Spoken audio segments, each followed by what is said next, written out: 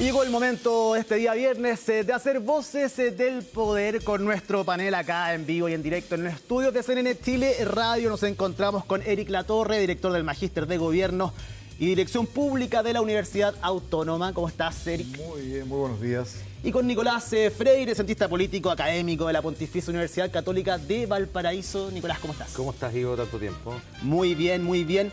A modo de inicio, para que entremos inmediatamente en tema, hagamos un repaso de esta semana, que lo hablábamos antes, han sido como 3 meses. Solo esta semana particularmente, hagamos un análisis de lo que ha sido, cómo lo han visto ustedes, cortito. Después vamos hablando ya de los temas más generales. Parto con Eric, ¿cómo has visto tú esta semana a nivel político? A ver, evidentemente una semana muy difícil. Se hablaba hace muy poco que el gobierno entraba con mucha suerte y de repente la suerte le cambió de un minuto para otro.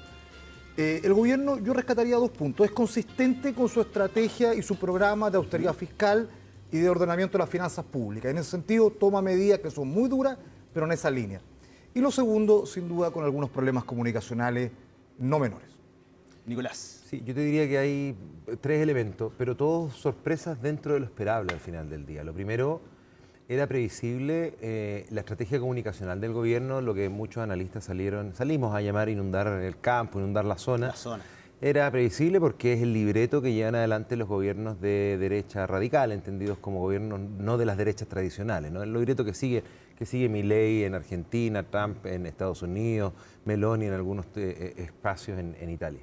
Lo segundo es que también, por ejemplo, era previsible que el gobierno tuviera ciertos traspiés comunicacionales, justamente porque lo que más cuesta dentro de ese libreto es hacer este clic, es hacer este cambio. Y eso se ve reflejado en una tercera cosa que es esperable, y que es las lunas de miel se han venido acortando en el último tiempo, lo conversamos hace harto rato. Bueno, pongámosle número a esto. El segundo gobierno de la presidenta Bachelet y el segundo gobierno del presidente Piñera duraron 26 semanas para que su tendencia se invirtiera, es decir, para que la aprobación con la que empiezan deje de ser mayoritaria y pase a ser mayoritaria la desaprobación. El expresidente Boric se demoró 5 semanas. Bueno, en el caso del presidente José Antonio Kast, ese tiempo fue de 2 semanas. Entonces, como que todo se está acelerando, pero yo diría está dentro de lo que uno puede esperar para un primer momento, quizás no para las primeras 2 semanas. Eso es lo que más llama la atención. Sí, Eric, bueno, han sido semanas difíciles para el gobierno con una contingencia que no se la esperaban, efectivamente, pero si bien no son los responsables del alza, sí el gobierno se tiene que hacer cargo de las consecuencias derivadas de esta alza. ¿Se están haciendo responsables de buena forma? ¿Lo han comunicado bien? ¿Es esperable esta respuesta por parte del Ejecutivo? A ver, yo te diría que el gobierno tomó una decisión, insisto, consistente con su propuesta, que es de autoridad fiscal. O sea, si hubiéramos usado el MEPCO para esto, estaríamos gastando el orden de entre los 500 y 700 millones de dólares mensuales, de acuerdo a diferentes estimaciones. Es impagable. Entonces, imagínate que eso significaría todo el recorte de ahorro que quiere hacer el gobierno, gastárselo en un año. Entonces, en ese sentido es consistente. Ha establecido las medidas de mitigación. Evidentemente, cuando a uno le sube el combustible en esta línea, y con los impactos que va a tener después en materia inflacionaria, que sin duda se van a venir, es muy difícil contener eso. Hay algunas medidas de mitigación, pudo haberse hecho otra cosa, pero creo que en ese sentido es consistente. Ahora, comunicacionalmente, como decía, el gobierno, claro, entra con un copamiento comunicacional. Yo diría que eso no basta, se aprecia una falta de estrategia. Entonces ya empieza a ver, ese primer copamiento puede ser muy impresionante al principio, pero pierde a perder estructura cuando no hay estrategia, y al final terminamos diciendo una y otra cosa. Y, por ejemplo, termina Valenzuela diciendo: yo soy el responsable de esta comunicación, pero la SECON no depende de Valenzuela, depende de la ministra Mara Cedini. Y termino con esto. Y también le falta un poquito en comunicación, un poquito de amabilidad y empatía al gobierno, porque el ministro Quiró, está haciendo su rol. Ya le ha dicho: yo no soy simpático, no tengo que caer bien. Pero también se requiere un poquito más de empatía. Creo que también ha fallado el gobierno. ¿Qué tan profundo es un error como declarar Estado en quiebra en estas circunstancias y bajo también el mismo argumento que el gobierno venía dando consistentemente de que estábamos en estrechez fiscal, pero de ahí a declarar el Estado en quiebra en medio de esta alza del precio de los combustibles? No, yo creo que es un error tremendamente grave, porque cuando tú ves todos los índices, o más bien, cuando distintos inversores se fijan si quieren invertir en un determinado país, evidentemente dentro de su maqueta de análisis está la comunicación del gobierno. Y si el gobierno dice que tiene un estado en quiebra, es ahuyentar a los inversores. Punto número 1. Punto número 2 es además un error porque es la ejemplificación de que el gobierno no ha comprendido de que es necesario dejar atrás un poco el lenguaje de campaña y empoderarse del cargo, ¿no? Llevar adelante una comunicación un poco más institucionalizada, etcétera. Entonces, yo creo que es ejemplificativo de eso. Pero ojo, yo creo que los problemas del gobierno en donde se ven, los que más se pueden apreciar son comunicacionales, y yo comparto que el principal problema que hasta ahora está teniendo el gobierno es comunicacional, pero yo agrego, no es el único. Yo creo que sí hay problemas de fondo que tienen que ver, lo pongo desde dos aristas, con la falta de gradualidad y la tosudez. ¿En qué sentido la falta de gradualidad? Es indudable que un gobierno, como señalas tú, Eric, justamente tiene unas ideas respecto de cómo implementar sus políticas, pero cuando te encuentras frente a emergencias reales, como en la emergencia del MEPCO, lo primero que hace un gobierno es ponderar la gradualidad de la implementación de las políticas que quiere llevar adelante. Entonces, desmantelar el MEPCO, estemos o no estemos de acuerdo, yo entiendo que el gobierno lo quiera hacer, pero cuando te encuentras con esta contingencia internacional, es evidente que tú lo primero que deberías hacer es ver si gradualmente se puede implementar, y no de una para salir diciendo, además, por parte del ministro Quirós, bueno, si los transportistas alzan el precio, tendrá que la ciudadanía hacerse cargo, porque él lo que dice es se traspasarán los costos. Y ahí viene el segundo elemento, la tosudez. Ojo, porque cuando quieres seguir llevando adelante un programa, cuando las condiciones mutuas, bueno, resulta que el gobierno de emergencia no viene tan preparado para la emergencia, porque las emergencias tienen esa característica, son cambiantes. Y tú mantienes, por ejemplo, el discurso de los recortes de tasa impositiva, un discurso que en un origen uno lo puede entender respecto de la política que quiere llevar adelante el gobierno, pero que frente a una emergencia, que ojo, estamos viendo el primer coletazo, esto yo creo que va a tener más, hemos estado hablando de los combustibles, ya empezamos a hablar tampoco, solo el práctico de que sube la benzina. Claro, y va a empezar a subir la electricidad, y vamos a empezar a hablar en algunos meses más de cómo subió la UEF y por tanto colegios, salud, hipotecario. Entonces, a la clase media, justamente, que es siempre la clase principal de la acción de los distintos gobiernos, se le va a golpear y mucho, y no solo la clase media, dicho sea de paso. Me interesa, para cerrar este tema comunicacional, Eric, la figura de Cristian Valenzuela, el hecho de que él haya asumido como error propio el hecho de instalar este concepto de Estado en quiebra. ¿A qué lo atribuyes? ¿Algo genuinamente él dice fue un error? ¿O él, me imagino que esta es una de las figuras que tiene más espalda y más crédito dentro del gobierno, por la estructura original de la base de José Antonio Kast y de cómo llega al gobierno? ¿Será por eso, por la espalda que tiene, para blindar a los equipos a 2 semanas solamente? ¿O genuinamente habrá reconocido que es un error banalizar un concepto tan delicado económicamente como ese? A ver, yo te diría que en los dos escenarios tú planteas es un problema, pero porque, en definitiva, si él estuvo detrás de esto, podría ser, pasa por encima de la SECOM y de la CGCOP. Y eso no correspondería, digamos, porque tiene que haber una estructura comunicacional que depende de la ministra Mara Cedini. Si él asumió la responsabilidad, bueno, entonces, ¿qué problema hay adentro del área comunicacional del gobierno que no son capaces de administrar los flujos? Entonces, en los dos casos es un problema. Yo diría que el tema de fondo acá es que no hay una estrategia comunicacional. Y cuando no hay estrategia, estas cosas van a seguir pasando y muchas veces. No es algo casual. Y el principal rol de un ministro CGCOP no es aparecer en la prensa. Eso sería un rol de un portavoz, no más de un vocero eventualmente, pero ella no es solo una portavoz, es un portavoz, pero además es la encargada de las comunicaciones del gobierno. Y ahí yo creo que hay algo que hay que mejorar muchísimo. No podemos seguir así. Y yo comparto contigo, o sea, si el gobierno viene a decir nosotros que somos un gobierno pro inversión, pro crecimiento, y dice que estamos en quiebra, o sea, yo soy inversionista, no pongo un peso en este país, pues, digamos, sería ridículo. Y el gobierno lo que tiene que buscar, y comparto, salir del concepto de la emergencia, porque la emergencia ya es un concepto delicado comunicacionalmente, porque nadie puede vivir una emergencia permanentemente. O sea, donde yo estoy en emergencia tengo que prometer que voy a salir de la emergencia y no profundizarla. Claro. ¿Y puede ser difícil salir? ¿Puede llegar un momento donde ellos mismos no puedan salir de este estado de emergencia? Primero, para poder salir, para poder comprender que saliste de la emergencia, perdóname que vuelvo a poner el punto, sí. Me parece central, hay que comprender que el lenguaje que se da en la campaña electoral, que es un lenguaje que apunta a la polarización afectiva, que apunta al relato, es un lenguaje que ya para los tiempos que hoy día el gobierno ocupa o los mismos actores ocupan los espacios, es otro, ¿no? Y por lo tanto decir en un debate televisivo tan ligeramente es que nos dejaron un estado quebrado, no es lo mismo que publicarlo por canales oficiales, por más que sean redes sociales del gobierno. Ese es un primer punto. Y un segundo elemento, claro, primero es difícil salir de un relato de emergencia cuando ese relato de emergencia ya es complejo por sí. ¿A qué voy? el gobierno no solo ha hablado de una emergencia, ha hablado de la emergencia en seguridad, la emergencia económica, la emergencia en migración. Entonces, se estiró tanto el concepto de la emergencia que terminó siendo muy vago. Entonces, ya es difícil entender o seguirle el hilo al gobierno cuando habla de emergencia. Ya no es posible llevarlo a lo que técnicamente se entiende como emergencia en comunicación de riesgo, en comunicación de crisis, incluso en salud. Ya no es una emergencia incluso en salud.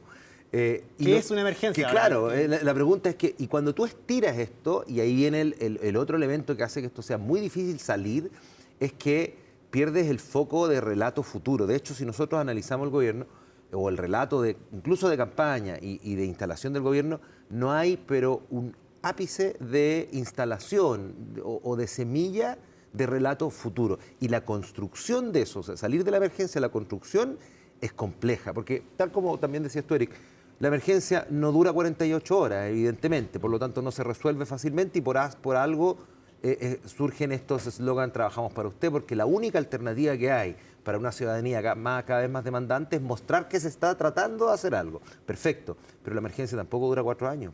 Y entonces, si no se resuelve en 4 años, tiene el problema de que no resolviste lo que tú mismo viniste a declarar como emergencia. Y le agrego un tercero: si la resuelves y no tienes relato de futuro, bueno, ¿para qué quedas? Sí, y esto que se esté dando, Eric, que el mismo oficialismo y hayan voces críticas acerca de gestión, a 2 semanas solamente, de gestión, de forma de comunicar, de lo que tú decías, lo de la empatía también, que podría ser un tema menor dentro de toda esta discusión, pero no es menor para el tema que se está tratando y a quienes afecta finalmente, a la cantidad de gente que le va a afectar esto finalmente. ¿Se le va a hacer difícil al presidente Kast si es que no pueden ordenar finalmente a los partidos políticos, que no son una coalición, son partidos distintos y al parecer no quieren ser una coalición?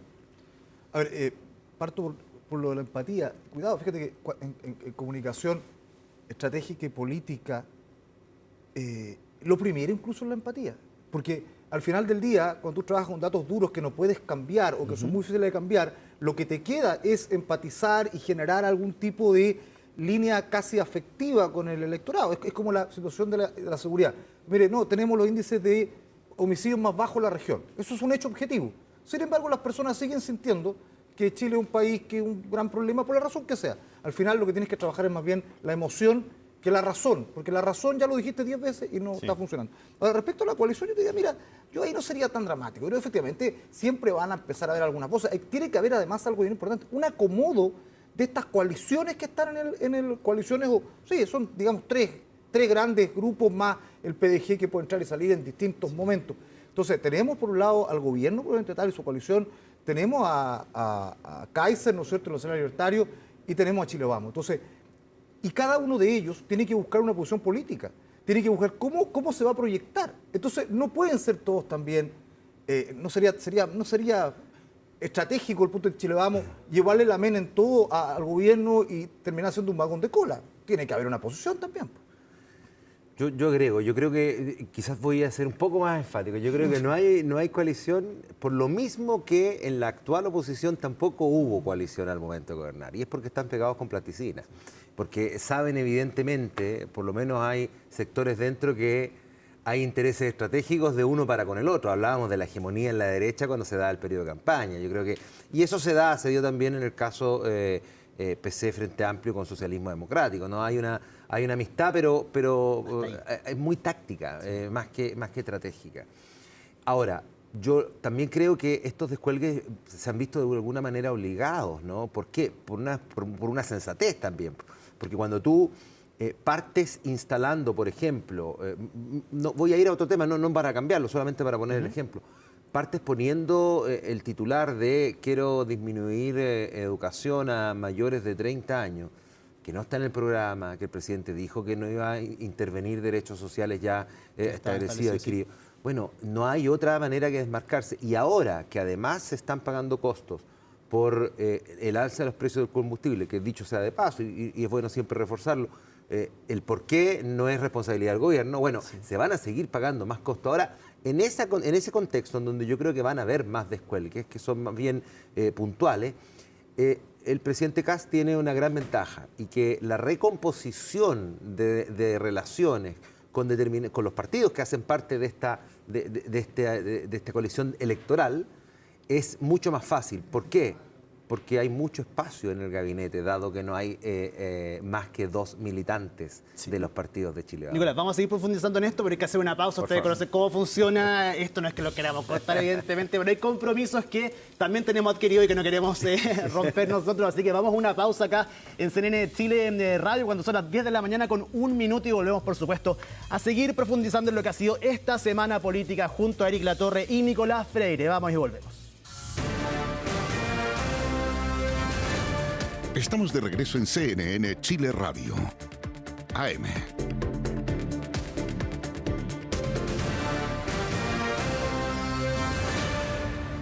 Estamos de vuelta en CNN Chile Radio AM. Estamos haciendo Voces del Poder acá en esta mañana de día viernes 27 de marzo junto a Eric Latorre, junto a Nicolás Freire, y sigamos conversando.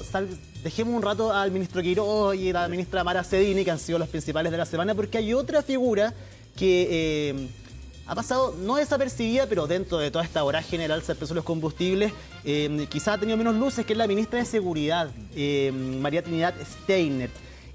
¿Cómo podemos explicar, o cómo se le explica a la ciudadanía un recorte presupuestario de más de 72.000 millones en seguridad, siendo este el eje estructural con que este gobierno llega al poder, Eric? A ver, primero resulta difícil de explicar, la verdad. Prima facie, digamos. Eventualmente uno podría mirar que existen ciertas cuestiones que se pueden recortar, pero si no se explica, no se entiende. Recordemos que el gobierno pasado fue muy criticado por también por algunos recortes en materia de seguridad, digamos. La derecha fue muy dura con el gobierno.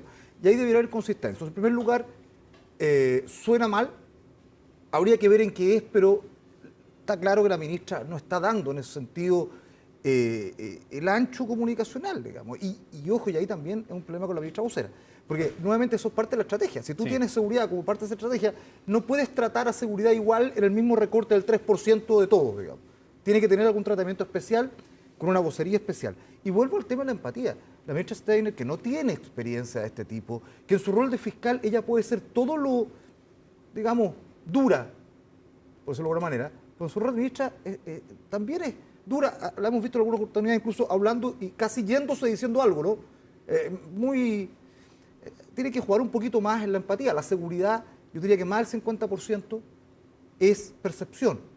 Y la percepción tiene que ver con otras cosas. Y en este caso, si yo leo, como tú estás diciendo muy bien, que están recortando en seguridad, por ende me están traicionando como elector, incluso si yo fuera elector del gobierno, porque prometieron que seguridad era la clave, se ve mal y no está cuadrando el tema. O sea, indudablemente hay un problema ahí también. ¿Ha dejado hablar de seguridad el gobierno? ¿Será por la instalación, por la misma contingencia? Pero no sé si les parece a ustedes esta idea que no están hablando de seguridad y aparece, por ejemplo, ahora esta noticia, lo cual hace contradictorio también, lo mismo que hablábamos antes, cómo llegan y cómo se establecen ahora. Sí, tal cual. A ver, sobre la ministra en particular, yo creo que ha habido un repliegue de parte de ella, y ese repliegue es consistente con las críticas que empezó a tener cuando fue citada al Congreso y le empezaron a hacer consultas respecto a la remoción de la directora de inteligencia de la Policía de Investigaciones. Entonces, ahí evidentemente uno ve que se repliega comunicacionalmente la ministra. Eso quizás explica el por qué ha estado ausente o no ha roncado, que es lo que uno hubiese esperado. Y ahí vamos a lo segundo. Uno hubiese esperado que en este gobierno, que tenía su relato principal, la primera emergencia de las que nos habló este gobierno era en seguridad. Entonces, y además el perfil de la ministra, como que en el momento que salió todos nos dimos cuenta de que uno era tardío, porque había sido en virtud de que habían fracasado otras negociaciones, particularmente con Johannes Kaiser y con el exalcalde de la Florida, el senador, hoy día senador Carter, muchas gracias. Y nos dimos cuenta que es tardío, pero todos también, desde el punto de vista del análisis político, dijimos, es un muy buen nombre, pareciera ser un muy buen nombre. Bueno, a 2 semanas habrá que revisar esa cuña que nosotros mismos dimos. ¿Por qué? Porque evidentemente uno esperaba que el gobierno roncara en esta materia. Y la revisión del por qué te lleva a lo tercero, y es que, bueno, quizás no ha estado tan presente porque el gobierno sí tuvo que enfrentar una emergencia real e inmediata que tuvo que ver con el alza de los precios de los combustibles y que nos llevó a hablar de los otros ministros. Estaba fuera del libreto. Estaba fuera del libreto. Pero ojo, yo creo que, también volviendo de lleno a tu pregunta, yo creo que hay un elemento que el gobierno se va a encontrar y hay que ver cómo lo administra, porque el gobierno estuvo en la otra vereda cuando estaba en el periodo de campaña. Me refiero a lo siguiente. Cuando vayamos a explicar bien el recorte que hay en materia de seguridad, tú vas a ver los datos y hay recortes o hay partes de ese recorte que pueden ser fácilmente explicables. Es decir, hay un recorte de alrededor de 15.000 millones de pesos en Carabineros que tú miras a primera vista y dices, oye, pero ¿cómo? Pero en realidad cuando tú vas a ver la ejecución del año anterior, te das cuenta que hubo una subejecución mayor al recorte. Entonces, al final, sí se transforma en una inyección. Ya, bueno, ¿a qué voy? ¿Cuál es el problema? Que ese es un dato explicable racional. Pero hoy día el titular se recortó presupuesto en seguridad. Claro. Y el gobierno se va a encontrar en una situación en donde va a tener datos para explicar muy bien, pero un relato que no te permite explicar nada. Ese titular al final los puede inmovilizar en vez de movilizarlos a explicar de alguna forma. Parafraseando esa frase muy vieja de la campaña de Clinton, ¿no? Que es la economía estúpido, yo diría es la política estúpido. Y lo digo tal cual, porque aquí hay déficits políticos. O sea, la ministra Cedini tiene déficits políticos. La ministra de Seguridad tiene déficit político. Creer que el Ministerio de Seguridad es un ministerio puramente técnico, yo coincido justo en este punto, digamos. Si fuera puramente técnico, explicamos los 15.000 millones como una subejecución y no hay ningún problema. Pues no, es un ministerio muy político porque la seguridad se instala como el principal eje político del gobierno. Entonces, hay un déficit, ahí me llama la atención, porque el gobierno debió entender eso, me parece, con la misma experiencia del gobierno del presidente Boris, digamos, que en la primera etapa había déficit político. Ojo que había que darle el punto hasta ahora a Pablo Longueira, que dijo, este primer gabinete es un gabinete de fusible y varios van a caer relativamente rápido. Eso fue el primer diagnóstico del ex ministro y parlamentario Longueira. Fue más, dijo yogur vencido. Sí. Claro, sí. Gabinete yogur porque tiene fecha de vencimiento. Claro, entonces, si uno lo mira con una mirada muy política, hoy día estamos con el problema del MEPCO, que es inmanejable y que tiene efectos políticos, sin duda, en seguridad uno tal vez podría decir en un comité político, ¿saben qué? No toquemos seguridad, por señal. Después veremos. Sí, mira, esos 15.000 millones que no se ejecutan a mitad de año, tú los transfieres y da lo mismo, nadie se entera y hacen la gestión presupuestaria necesaria. Pero por ahora es un tema político, la señal política es mala. Ahora, hay otra hipótesis explicativa que todavía no entra en el ámbito de la teoría de la conspiración, por así decirlo, sí. Pero hay que tenerla ahí presente. Y es aquella que indicaría que el gobierno está dispuesto a asumir hoy día todos los costos. No tiene ninguna elección, ningún proceso eleccionario por delante, a diferencia de como todos los años lo tuvo el gobierno anterior. Sí. Y por lo tanto, hoy día lo que está haciendo es tirar toda la carne en la parrilla, incluso la carne que no está muy buena, para que se la tiren de vuelta. Entonces, está contemplado que baje en la aprobación, está contemplado que siga bajando. La idea es tocar piso. ¿Por qué digo la idea es tocar piso? O en esa lógica la idea sería tocar piso, porque asumiendo todos los costos más graves el primer año, te permite dos cosas. Primero, extender el relato de es que el gobierno anterior, porque ese relato tú lo puedes tener al entrar al gobierno, no puedes hacerlo perdurar. Pero lo extiende un poco más, porque puedes encontrar, unir esto de que cuando le pegan, bueno, es que el gobierno anterior.